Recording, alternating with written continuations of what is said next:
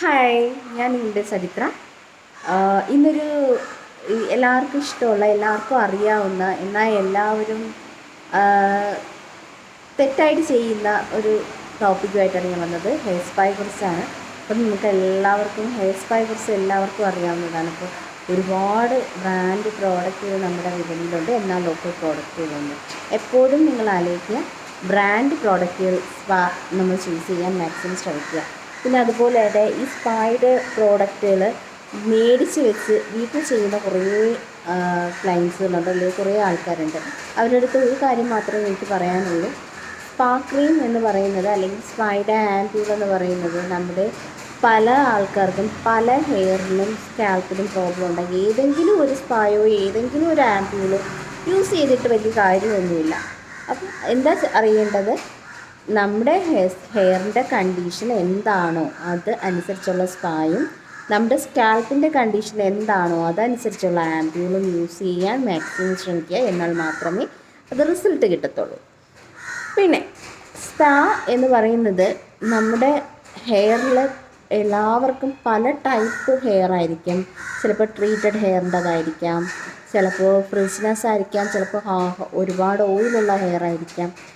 സ്കാൽപ്പിലാണെങ്കിൽ dryness ഉണ്ടായിരിക്കാം, അല്ലെങ്കിൽ dandruff ഉണ്ടായിരിക്കാം, അങ്ങനെ ഒരുപാട്. അപ്പോൾ അതിൻ്റെ ആംപ്യൂളും അതിൻ്റെ വെറൈറ്റി സ്പാളും ആയിരിക്കും ഉള്ളത്. അപ്പോൾ അത് കറക്റ്റ് ചൂസ് ചെയ്യാൻ നല്ലൊരു ഹെയറിൻ്റെ കുറിച്ച് അറിയാവുന്ന, അല്ലെങ്കിൽ ഇതിൽ നല്ലൊരു വിദഗ്ധരുടെ അടുത്ത് പോയി മാത്രം നമ്മളത് ചൂസ് ചെയ്യുന്നത്, അല്ലെങ്കിൽ അത് സ്പാ ചെയ്യുന്നതുമായിരിക്കും ഏറ്റവും നല്ലത് വീടുകളിൽ യൂസ് ചെയ്യുന്നതിന് പകരം.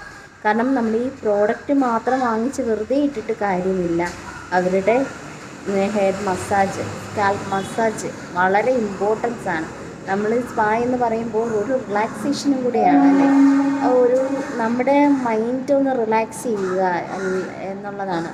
ഇവിടെ വന്നിട്ട് നമ്മുടെ സ്ഥാപനത്തിൽ തന്നെ ഒരുപാട് പേര് വന്നിട്ട് സ്പാ വേണം, സ്പാ ചെയ്ത് കഴിയുമ്പോഴത്തേക്ക് എന്തിനാണ്, അപ്പോൾ നമ്മുടെ മൈൻഡ് റിലാക്സേഷനും കൂടെ അതിൽ പെടുന്നുണ്ട്. നമ്മുടെ ജോലി സ്ട്രെസ് ഉണ്ടായിരിക്കാം, എന്ത് സ്ട്രെസ് ഉണ്ടെങ്കിലും നമ്മൾ ആ ഒരു സ്പാ ചെയ്ത് കഴിയുമ്പോൾ ചെറിയൊരു റിലാക്സേഷൻ നമുക്ക് തോന്നും.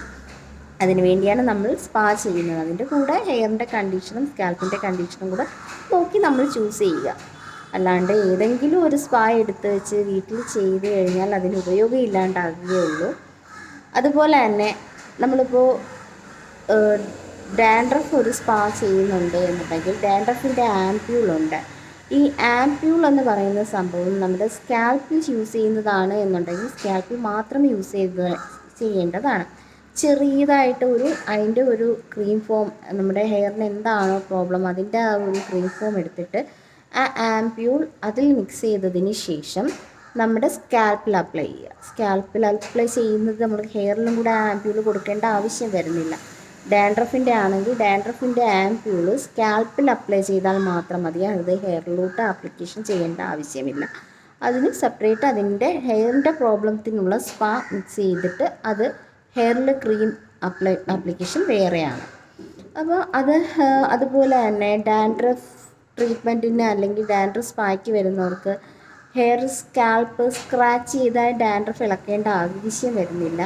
കാരണം നമ്മളിത് സ്ക്രാച്ച് ചെയ്യുമ്പോൾ നമ്മുടെ അവിടെ ചെറിയ മുറിവുകൾ നമ്മുടെ സ്കാൽപ്പിനുണ്ടാകുകയാണ് ചെയ്യുന്നത്. അപ്പോൾ നമ്മൾ ഡയറക്റ്റ് ആംപ്യൂളും കൂടെ മിക്സ് ചെയ്ത് ആ ഒരു ക്രീം ഫോം നമ്മുടെ സ്കാൽപ്പിൽ ഇടുമ്പോൾ അത് നമ്മുടെ സ്കാൽപ്പിനും പ്രോബ്ലം ഉണ്ടാക്കും. നമുക്ക് ഡാൻഡ്രഫ് കൂടുന്നതിനും അത് ഇരിക്കുന്ന ആളിന് ഇറിറ്റേഷൻ ഉണ്ടാകാനും ചാൻസ് കൂടുതലാണ്. അതുകൊണ്ട് ഡാൻഡ്രഫിൻ്റെ ആംപ്യൂൾ യൂസ് ചെയ്ത് ചെയ്യുന്ന ഒരു സ്പായ്ക്ക് ഒരിക്കലും സ്കാൽപ്പ് സ്ക്രാച്ച് ചെയ്ത് പീൽ ചെയ്ത് ഡാൻഡ്രഫ് ഇളക്കേണ്ട ആവശ്യം വരുന്നില്ല. അതല്ല, നിങ്ങൾക്ക് ഡാൻഡ്രഫ് അത്രത്തോളം ഡീപ്പ് ഡാൻഡ്രഫ് ഉണ്ട് എന്നുണ്ടെങ്കിൽ നിങ്ങൾ ഡാൻഡ്രഫ് ട്രീറ്റ്മെൻറ്റിലോട്ട് പോവുക. ഡാൻഡ്രഫ് ട്രീറ്റ്മെൻറ്റ് എന്ന് പറയുമ്പോൾ ഡാൻഡ്രഫ് ഇളക്കിയിട്ട് അത് അതിൻ്റെ ഹോട്ട് ഓയിലുകൾ കാണും, അല്ലെങ്കിൽ അതിൻ്റെ തന്നെ ഡാൻഡ്രഫ് ട്രീറ്റ്മെൻറ്റിൻ്റെ തന്നെ പ്രോഡക്റ്റുകൾ അവൈലബിൾ ആണ്.